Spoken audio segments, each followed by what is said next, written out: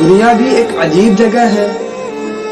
जब तक चलना नहीं सीखा था तो लोग गिरने नहीं देते थे, और जब से चलना सीखा है तो कदम कदम पर लोग गिराना चाहते हैं।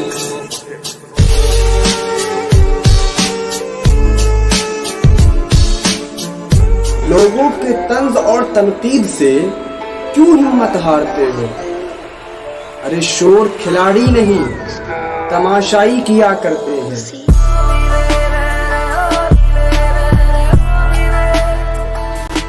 कौन कहता है कि इश्क बिना देखे नहीं होती?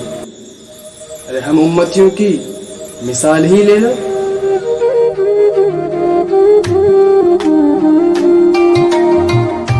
इस तरह के मज़ीद वीडियोस पाने के लिए हमारे YouTube चैनल कारवाने मुआशरा को सब्सक्राइब करें, और अगर आप फेसबुक पर हैं तो हमारे फेसबुक पेज को लाइक करें।